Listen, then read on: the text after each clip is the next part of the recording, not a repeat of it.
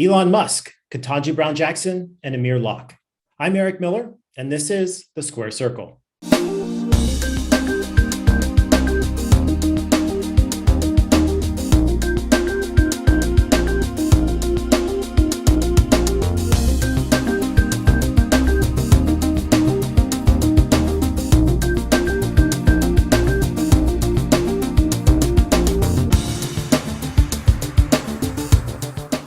Hello, and welcome to The Square Circle. I'm your host, Eric Miller.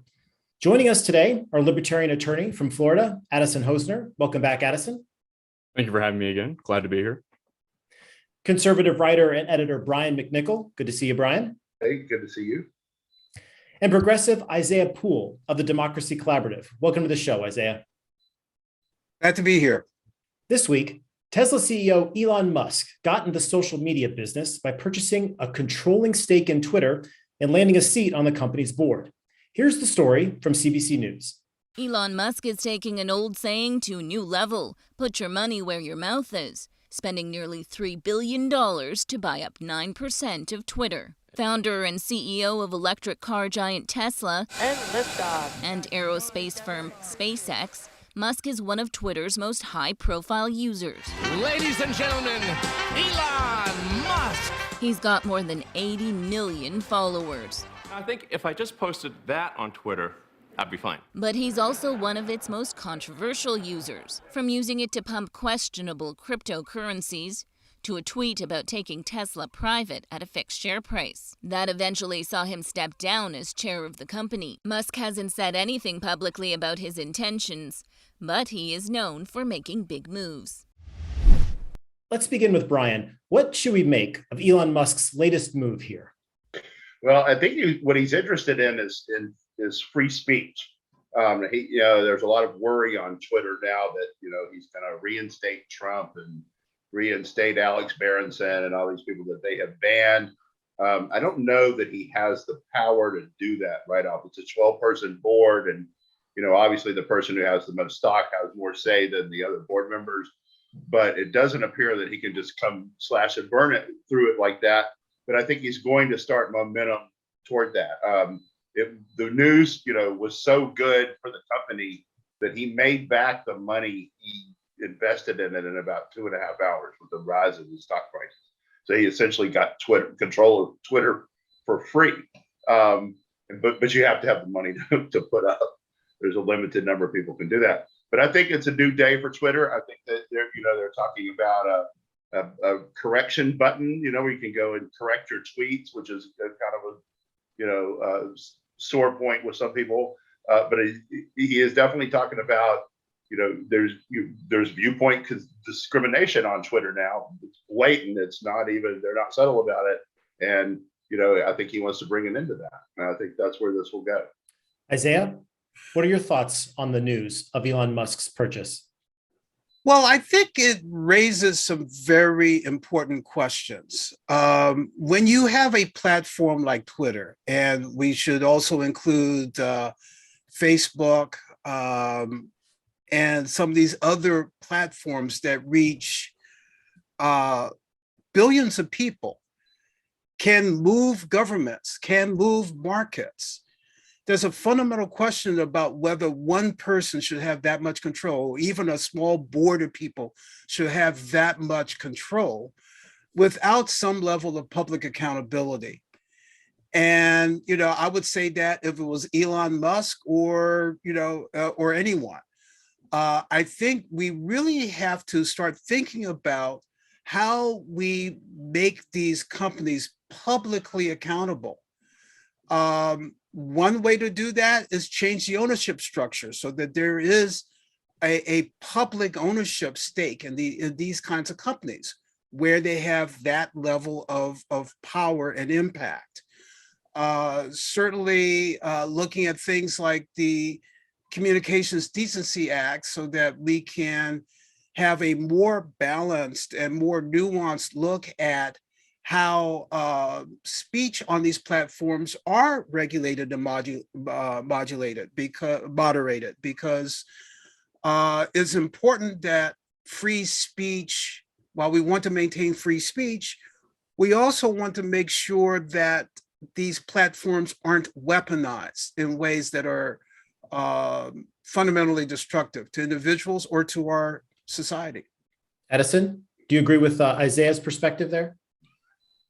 There's a lot to take apart there. My big thing is with Elon Musk. This is a man who's a self-proclaimed absolutist when it comes to free speech. But with all facets of free speech, especially when you're talking about a private company, it's not unfettered. It does have limits. A private company can restrict speech based upon their own, guidelines. And Twitter has their own guidelines of what they consider to be harmful content, can be banned from the site in the overall process. I'm never in favor of censoring speech. I think discourse and dissent's the best way to address and air our laundry and figure out what is and is not the right idea in the marketplace of ideas. But as far as his impact on the company, I think it's going to be a relatively minor.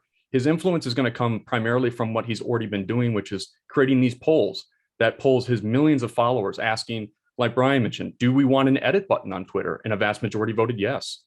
He recently also asked if Twitter has adhered to free speech, in which his followers, majority voted no. That's where I think the influence is going to lie, as the other board members get to see, I think, a more live look at who their actual user base is.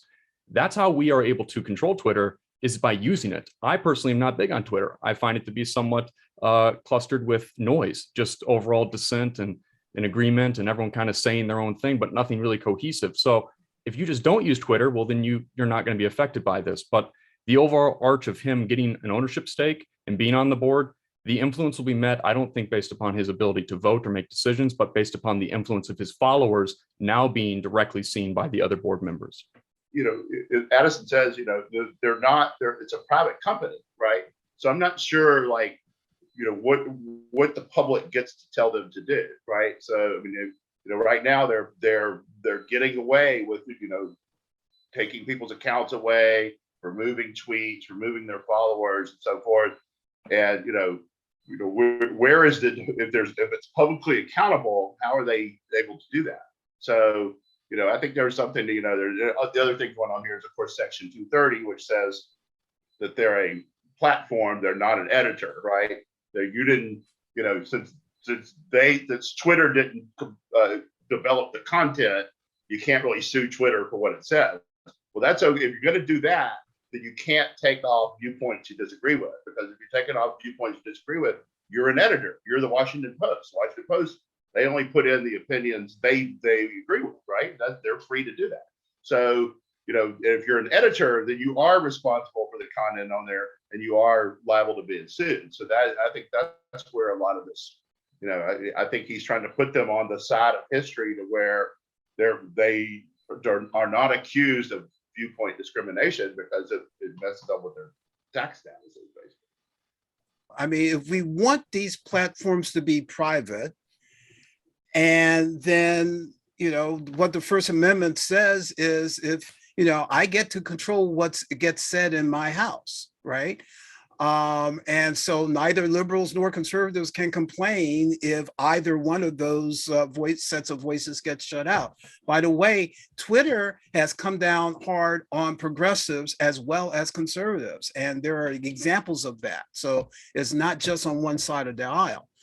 But if we want these services to be accountable to a set of public values, some things that we think are necessary in order for our democracy to function, then we need to rewrite the regulatory scheme and perhaps even the ownership scheme of these companies, so that we can get that level of being able to say, yes, you're free to own a platform, you're free to even earn money off of that platform, but you're not free to allow it to be weaponized in ways that are counter to the public interest.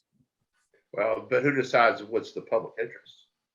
Well, that's hopefully we all do together. You and I may differ on that a little bit, right? But that's the whole point of a democracy, that we work that out.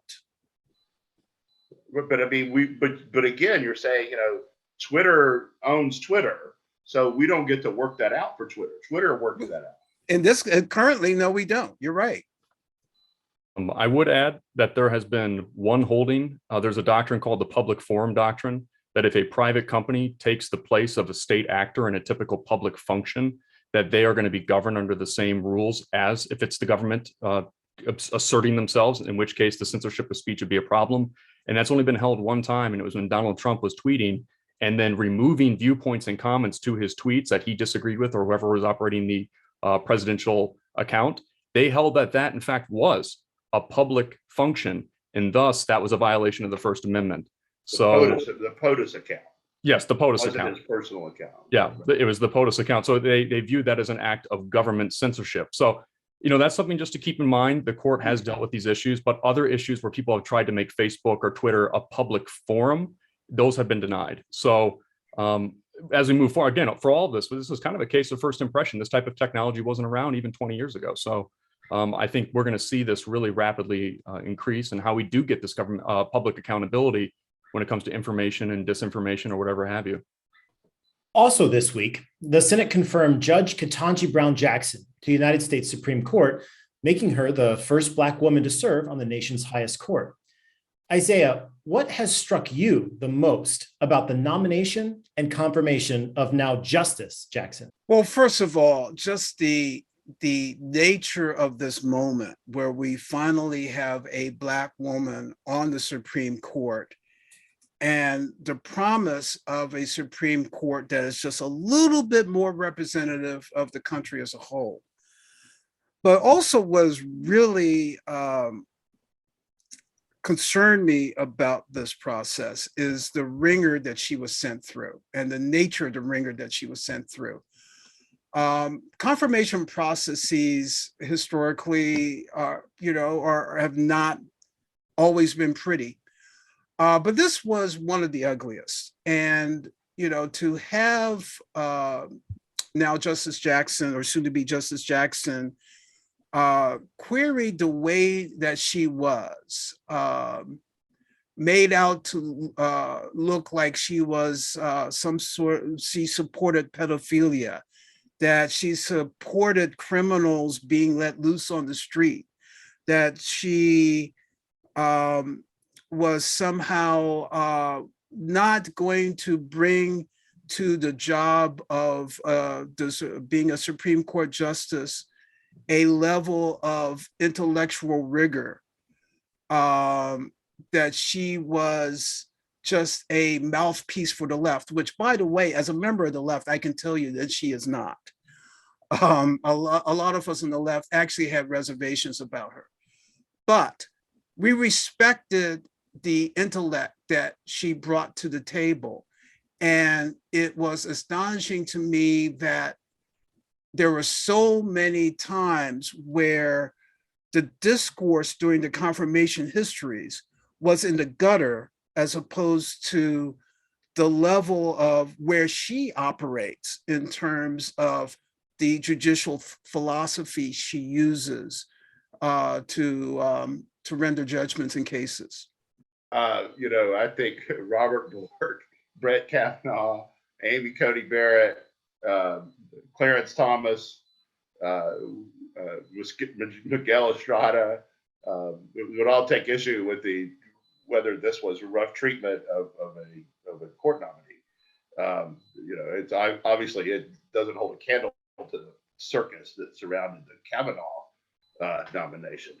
I'll say this. I think that one thing that strikes me about her, though, is I like that she has been a public defender. She's done, they used to on MASH, they used to call, that's called meatball surgery. She's done meatball surgery law. She has been in those courtrooms that have 100 trials a day, right? And a lot of injustice gets meted out there. And to have someone who's in their near past has been there and seen how people get cheated in that and get mistreated in that and get shunted aside and get beat because they don't know the law. I think that would be helpful to have someone there who actually understands that, who's actually seen that. I don't expect I think the questions about sentencing policy are legitimate, and almost every judge faces that. Either you're going to be asked, are you too cruel or are you too lenient by the other side? And I think in this case, you had a thing with, child sex offenders, right? Where there had been 8 cases, I believe, where she had been particularly lenient. I thought one of the most telling points of the hearing was her exchange with Senator Graham, where she said, you have people, they're looking at their computer for 15 or 20 minutes and, at these pictures, and they're up to 10, 15, 20 years in prison. And he's like, good. That's what you should be doing. And so I think, America had a chance to look at that debate. I mean, what is fair? And, and how, when you think about, that will, it looks like an adversarial, ugly moment, as you say, and, but that was elucidating for a lot of people. It's like, what is fair? How should are we on the right page here? Right. I'm a throw the book at anybody who messes with kids thing, but all crimes, all punishment should be, meted out according to the severity of that certain crime. Like that's why we have judges. We don't have, we don't just log it into a computer and hit send for the sentence. When we have a human there looking at all these things and thinking about them. So, it'll be interesting. I don't expect to agree with her on everything, but I do expect to agree with her on some stuff. But do you think, Well, do you? I'm just curious. Because there's a lot of commentary that says our judicial nominating process is broken. That it's turned into a circus. Progressives say that. Certainly, you've laid out examples where you thought that Justice Kavanaugh was subjected to circus-like treatment, even though I might disagree with that. I think there's an argument that we need to do. Maybe we do need to look at lifetime tenure and change that, or look at the composition of the court, 9 justices, and change that. And set up ways to take down the temperature. I don't know that either of those would take down the temperature, but we've shut out Addison. I'll let you. Thank you, Brian. I'm going to address kind of everything we've kind of touched on here. First and foremost, you made the point, Brian. She is the first public defender to ever be appointed to the court. That is a huge deal. Everyone else who's on the Supreme Court has typically been on the prosecutor side. And when you have a justice now who has worked defending constitutional rights of those accused by the government and not advocating for the government against people's constitutional rights, I think that's a big level of expertise to be bringing to the court. It's a great viewpoint and lends to diversity now in more ways than one. I love that aspect of her career. Oddly enough, too, she was also a law clerk for Justice Breyer, who she's replacing. I think it's a fun fact, irrelevant to her ability to do the job, but how often does that frankly happen? Been exposed to that kind of. Yeah, exactly. And her overall resume is excellent. She's a double Harvard graduate. I would love to see less Ivy League on the bench, but as far as her credentials, I couldn't find fault in them. I will say the questions she was being asked, these seem to always turn into a circus in a way. The questions, the partisan divide that's happening in this country, I think is problematic, especially when we're talking about our highest court. And so many of those on the right who voted against her, only 3 broke ranks. I think it was Mitt Romney, Susan Collins, and Lisa Murkowski of Alaska. Everyone else, though, went against her. And even those like Lindsey Graham, who said, I think she's a person of high moral character. I respect her career. I'm voting no. And I just find those to be, contradicting one another. How can you find someone to have a stellar career and a good moral character, but not be able to appoint her? I wish there was more objectivity in these matters, but I just go back to, the debacle with Merrick Garland at the end of Obama's term, and then the exact same thing happening with Amy Coney Barrett, and the discrepancy in how both those were handled. So is there ways to reform the Supreme Court process? I think term limits, the lifetime appointment, that I think has some water. You might be able to get that through, but stacking the court and increasing the size, I think that's problematic. That's going to lead down a very slippery slope. But I mean, I would agree with, all points presented here today that, something eventually will need to be done. We want our Supreme Court to be that final bastion of justice and objectivity in this country. And we don't want it to turn into a political circus. But unfortunately, that seems to be where we're heading. Well, finally this week, officials in Minnesota declined to prosecute police in the killing of Amir Locke during a recent no-knock search. Here's ABC's news coverage. This morning, fallout after authorities announcing the officer who shot and killed 22-year-old Amir Locke while executing a no-knock warrant will not face charges. I am not disappointed. I am disgusted with the city of Minneapolis. Minneapolis police say Locke raised his gun in the direction of SWAT team officer Mark Hanneman. Amir Locke was holding it by the butt of the gun in a shooting position, although his finger was not on the trigger. That gun was pointed directly at Officer Hanneman. Moments later, Locke killed. Body camera video shows officers using a key to quietly enter the apartment, then announcing themselves.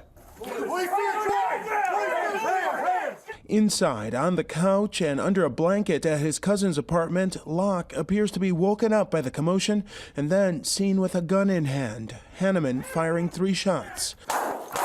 Locke was not a suspect, nor was he named on the warrant. His family says he legally owned his gun. You don't want to put anybody on trial for a case simply to meet public demand.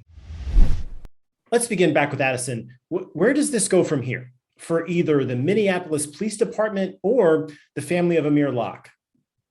Right. So Amir's case it's tragic. It echoes and mirrors that of what happened to Breonna Taylor. These just intrusions into households, guns being pulled, shots fired.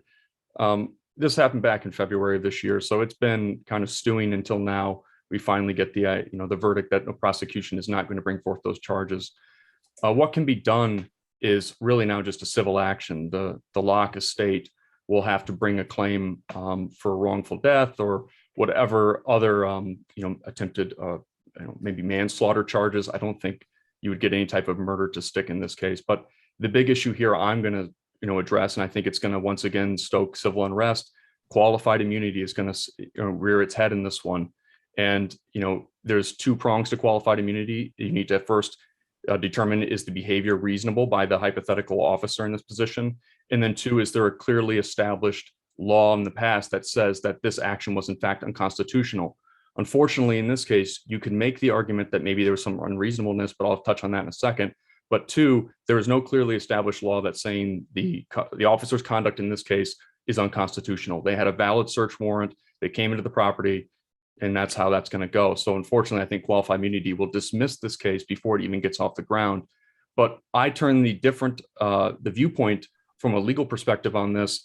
The issue I see is simply the fact that a gun was pulled by Amir and was held up. His finger wasn't on the trigger, but by pointing a firearm at a police officer, regardless of how startled you are, that is going to be a death sentence to the case itself.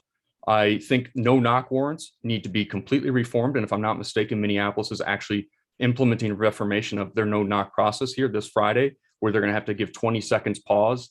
They're going to announce themselves before they open the door, which would defeat the purpose of a no-knock warrant. But by placing people in these homes, in these situations where you have armed officials coming into your property, yelling at you, holding guns up, I can't fault Amir for feeling threatened. And, in that exact moment, there's no telling how you would personally react to men with guns pointing them at you, and especially based upon the police conduct we've seen with young Black men getting gunned down. It's an absolute awful situation all around. And I think there's cases to be made on why the police should have conducted themselves differently. But as far as by the book, black letter law, this is going to be one of those matters that I think isn't going to end well for the Locke family. They're going to end up walking away from this without the justice they think they deserve. Isaiah, your comments on the issue or any of the points that Addison just raised? Yeah, Addison may be right, but the problem is, first of all, does the Second Amendment apply to Black people or not, right? The person, if we have a society in which we say everybody's entitled to have a gun in their house, and then, these are the kinds of situations that are going to arise, especially when somebody bangs your door down without an announcement, and you have no time to sort out whether that's police, whether it's burglars, if they are police, why are they banging down your door for no reason, etc. I think we need to deal with the reality that these situations play out differently based on race. And that is something that must change. I don't think that Keith Ellison is, rigging this for the police. I don't think he's covering up for the police. I think that, his public image and what he's been for since he's been in public life, if he could have charged this guy, I think he would have charged the cop. At the same time, so where is the problem with being black in this? It's not that they decided not to charge the cop. It's that, okay, think about this. You're laying under a blanket. You have a gun for which you have a license and a concealed carry permit. The cops come in. What could he have done and lived? Okay, if he would have said to the cops, hey, officers, under my blanket, I have a gun, but I have a permit for it. I have no intention of shooting you. What do you want me to do? Right? And he's sound asleep when this happens, right? When this gets 6:48 in the morning, and he is deep asleep when this happens. What's the out? What would you suggest he could do, right? I'm just trying to think of what could he have said to the cops? He's got the gun. It's under the blanket. If you pull the blanket back, there's the gun, right? So I'm not sure what he could have done. People are rushing out to say, hey, no more no-knock warrants. I would like to know more about that. Like, why are they used? How many are used? What makes it? Because, I don't know if y'all realize this, but the St. Paul police wanted a knock warrant, and the Minneapolis police, of all people, overruled them and said, no, we need a no-knock warrant. Okay, so what is the decision matrix there? What makes a police department say, no, this time we need a no-knock warrant? We need to kick in the door, point flashlights. You're essentially creating a battle scene. You're armed and you have no idea whether the other people are armed, and you have to act quick, and it's dark and it's quick, and it's just mistake, set up for mistake. I don't know what you do there. So, I would like to know more about that before I say never another no-knock warrant. Yeah, well, now we have a couple. Oh, I would just add one more thing. In this situation, I think, we're talking about no knocks and kind of banging the door down. In the cam footage, they open this door with a fabricated key, very quietly, very slowly, and they walk in, and then they have their weapons drawn with flashlights. He's, lying down on the couch. I think had they actually knocked on the door and banged it down, it might have changed the scenario a little bit. I almost feel like when you are entering someone's house solely in law, for example, if someone comes into your premises at night or at a time of day that's considered outside of the normal hours, your reaction to that changes. The reasonableness of what you do changes. So whether you pull a gun then is a lot different than if someone breaks into your house at noon and everything's lit up and it's a normal day. So, the conduct of how they executed this no-knock warrant, which his name wasn't even on it, he doesn't have a criminal record. And from what I was able to gather, he owns a gun because he's a delivery driver and delivers food. And as a former food delivery driver back in my college days, I can tell you it is very interesting when you go up to some houses that are dark and you have cash on you. You want to have that legal weapon. So it's just, again, it's a totally tragic situation. It did not need to happen like this. And, it's just going to be adding more fuel to the fire, especially when I think that civil case comes to light. And I think qualified immunity once again will be asserted. Our questions from our viewers, one of our first questions this week comes from Ross Lowe, who asks, if no-knock raids are made illegal, then what about situations where police have to use the element of surprise when executing a raid? So I don't practice criminal law as my full-time. I'm mainly on the civil side of litigation. But from what I can tell you is when police are executing warrants, which in this case, the cop would have to have a warrant regardless if they're going to enter your property, they have to follow a certain set of procedures. So if you take the no-knock procedure away, and you do what Minneapolis is doing with their reformation, saying that you must wait 20 seconds after announcing your presence before or after, regardless of the warrant, if it's no knock or not. I was able to just quickly glean that. They have to now follow those standards. So if you remove no knock, one of the things that happens is this: if a cop comes up to your door and knocks and they say, "Police, open up, we have a warrant," and they hear radio silence, they knock again, "Police, open up, we have a warrant." Then all of a sudden they hear a lot of footsteps inside, they hear toilets flushing, they hear drains moving. Now you can assume there's a tampering of evidence to obscure the case or make it a way that the cops can no longer do their job. At that point, cops are allowed to enter forcefully and handle the situation. That is the protocol for how police are able to handle that by, forcefully entering properties. So in this case, they were looking for, I believe it was a homicide case.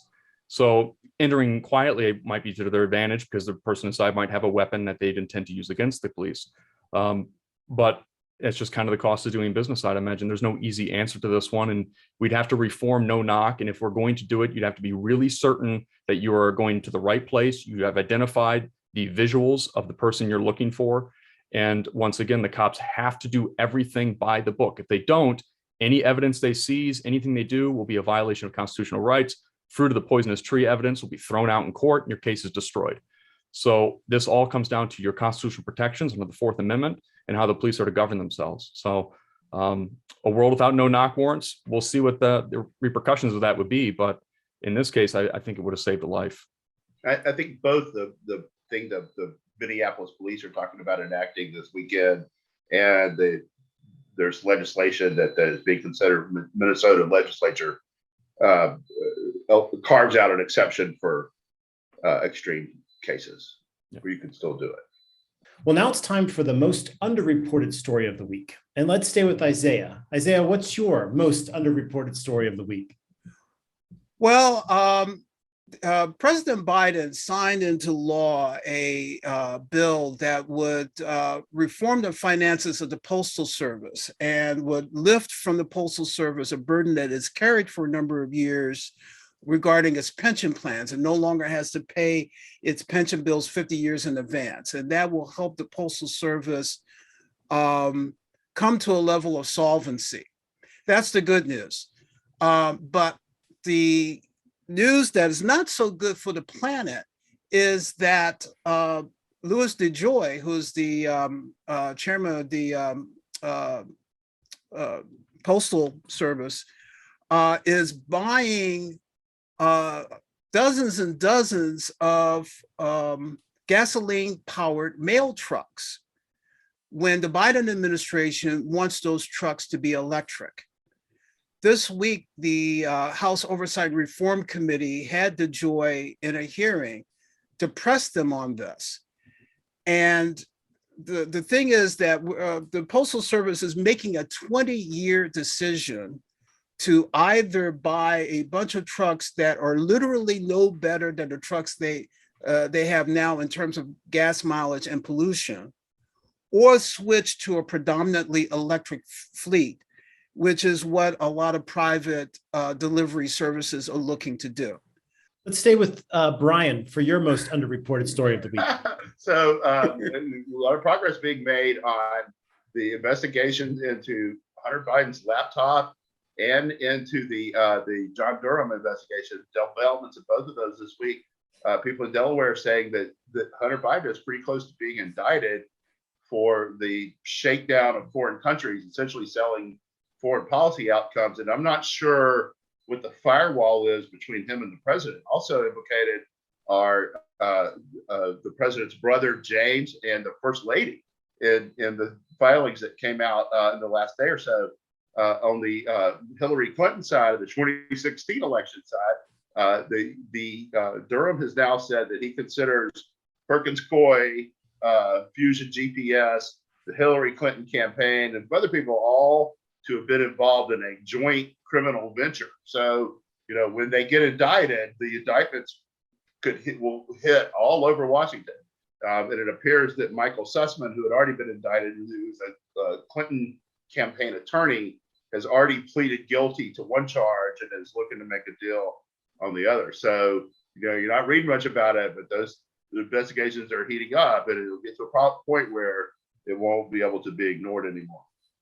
Addison? your underreported story of the week. Something to kind of turn your attention to, Thompson v. Clark was a Supreme Court case decided this past Monday that the Supreme Court, which I found it to be very interesting, the three left-leaning justices were joined by, I believe it was Roberts, Kavanaugh, and Barrett, signaling on a 6-3 majority decision that malicious prosecution by prosecutors and police, this meaning cases in which they know that there's really no evidence to bring a case, but they bring it anyway, and prosecutors get away with this by trying to coerce guilty pleas through plea bargaining. And in this case, Larry Thompson was treated very unfairly by the police, and they threw him in jail for a couple days, and they were trying to get him to accept a plea bargain, which would eventually expunge his record, completely make all of this go away. He refused, and they eventually just let him go. He sued the police department, and it was held that no, the police and the prosecution team are allowed to, carry out their duty. Well, it made its way all the way up to the Supreme Court, and this past Monday, the Supreme Court said, no, you are not allowed to bring malicious prosecution when you do not have a basis of evidence.